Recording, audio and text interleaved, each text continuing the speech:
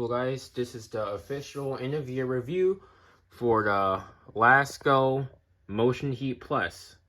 Now if you're wondering why we don't have a setup video, it's because of a major camera error and I lost all of it and I did not want to do it again. So I guess we'll just do it with end of season I meant. End of season startup and the last one before it gets put away for the new spring. Alright, well, we're not going to waste too much time. Let's go ahead and power it up.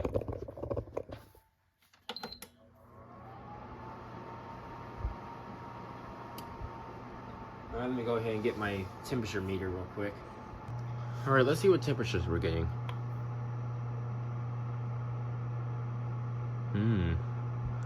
This heater really doesn't get as hot as I think it would.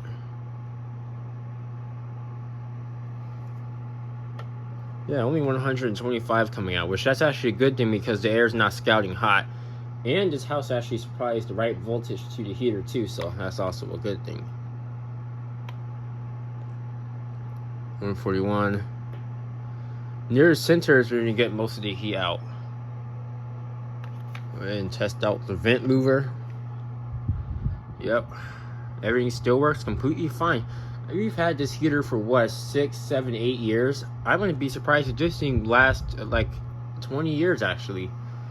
The only thing I see really breaking is the bearings, maybe the oscillation, and then the computer and the relays are eventually going to go out. But I actually may be able to replace the relays on the ship, so it means I can make it last longer. Yep. Still moving it. I can still feel the air back here. This room doesn't really get heated up effectively at all because this is a stupid China house and it was made in 2017 when all the quality started going down. So, but we really need to heat this room up.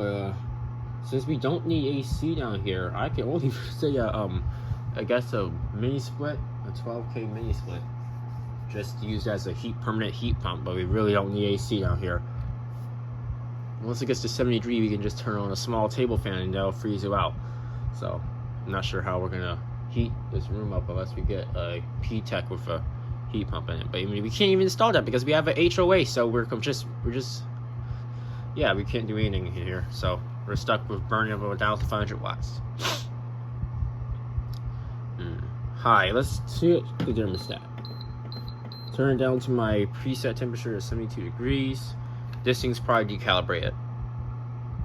No, it's not. Okay. Let's see what we're getting from here. Alright, so it's around 62 degrees down here, which I kind of find that a little bit hard to believe. Oh, it is 62. Because I just looked over at the clock, and the clock says it's 63, so I'm not sure how it's that cold down here. I guess I ran up and down the stairs so much that I somehow warmed my body and blood temperature up. Alright. Come on, camera. There we go. Jeez. It is 62 degrees. Yeah, I don't know. We may just need to get a baseboard heater or something. I'm not sure how. Let's see.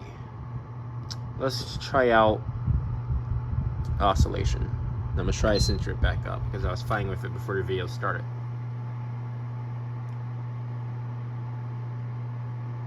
Right, that's full.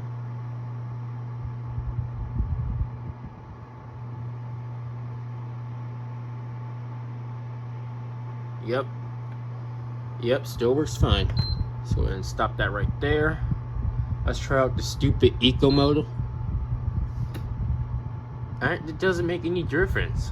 What does it do? I bet you it's probably just what can it do? I guess it just turns it off earlier than what you want, and it still keeps your room cold with the.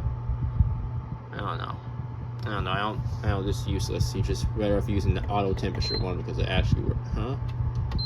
Now we're back to auto eco. I don't I don't know what the difference between auto and auto eco is.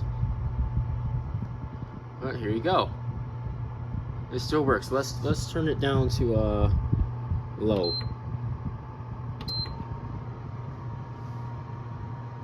Yep, that still works. Alright, let's see what temps we're getting. I guess this is going to be the closest to a cool off cycle I can get.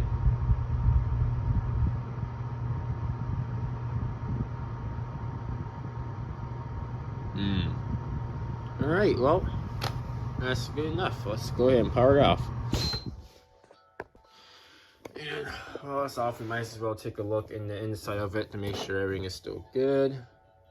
Yep, that somehow isn't caked full of dust yet. Louvers have a little bit of dust in them, so it's about time we take this thing apart to get cleaned. I'm so sorry about that wind chime. I don't know why that stupid thing is out there. But we're going to ignore that for now. We got the thermostat, all the buttons still click, which is why I like these better than the capacitive buttons, because you can replace it. But capacitive, I avoid capacitive touchscreens as much as possible, because like those are going to be very hard to replace when you can just replace it with any button laying around the house. Like I could probably take a button out of there, solder it to here, and then it'll work fine. But capacitive things will probably try to blow up if you're off by 1 milliwatt. Let's see. Yeah, if I click that, it's going to turn back on. So, yep, everything still works. Well, alright, it's about time to get put away for this season. Hope you enjoyed the video.